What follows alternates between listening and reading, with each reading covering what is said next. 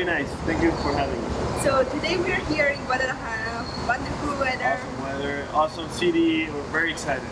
Please don't tell anyone that there's a pool right in front of us. It's crazy. You would think we are in California. There's pool. There's people in swimsuits swimming in front of us, and we're working. But anyway, it's pretty cool. It's pretty cool.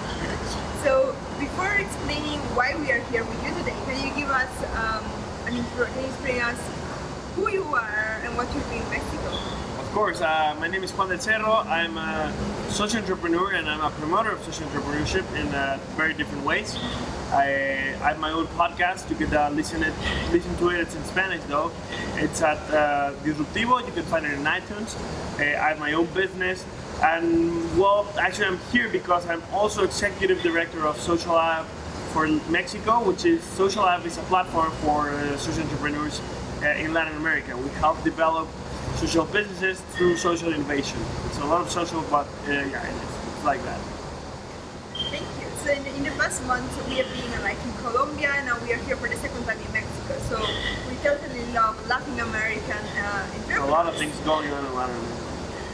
So the exciting news is that Hacker Big Choices and Socialab are partnering up and try to make awesome things happening in this 2015. But even more exciting is that tomorrow we're going to have the second hackathon here in Guadalajara.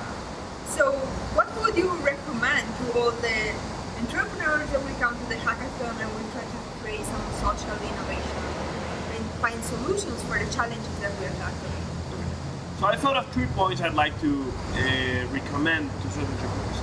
And these 3 points are based on the idea that there are a lot of entrepreneurship right now. There's a lot of business ideas going on, but a lot of times they don't have huge impact on our communities. They don't really solve social problems. They're great ideas and they're probably great business models, but they don't really solve society's most important issues. So that's why my 3 points are: first, get to know the communities you want to work with and you want to solve problems for. Maybe for you, you can have a great idea on solving a problem, but maybe that's not a problem that's a priority to the communities. Especially Socialab and Hack for Big Choices we talk about. We're very interested in working with extreme poverty communities, with vulnerable communities. So you have to get to know them, speak to them. If you can do volunteer work for an organization, go on a field trip, and get to know their problems, their priorities, I think that's the best thing. But because you can create a great business model, but if it's not in touch with the community's needs, it's not going to work. Second one is try to create a business model that doesn't need, is not dependent from other actors, like for example the government. There are great business models that work together with government and other organizations, but if you depend on them, it's probably going to be hard to scale.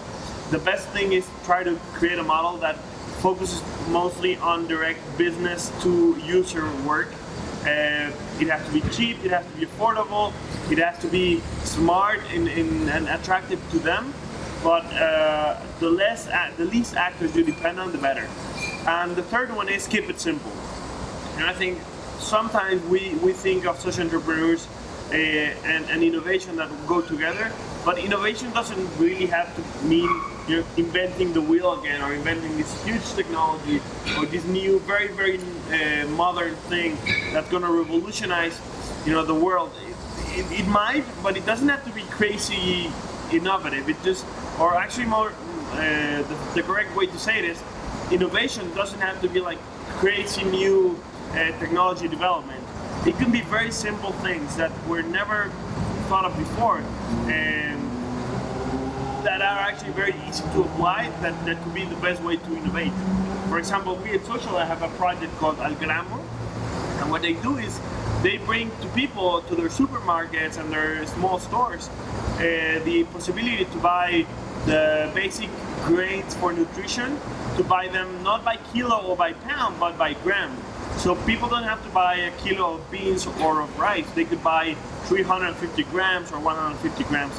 And so they save a lot of money, they buy exactly what they need, and they could buy a wider range of products. So like you see, it's not that they invented a new way to eat or grow products. They just thought of a way that people could spend less money on food and buy exactly what they need. So keep it simple, get to know the communities, and try to create a business model that doesn't depend on anybody else than you and your users. Those are my 3 tips.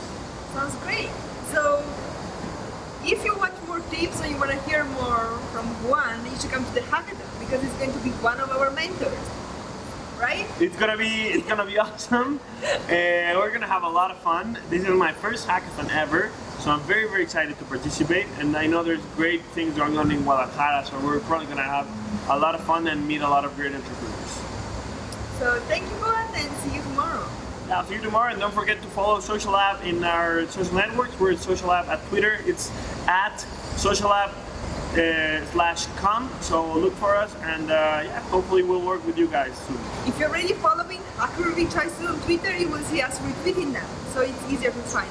Yeah, no way to miss us. See you on the weekend. Bye.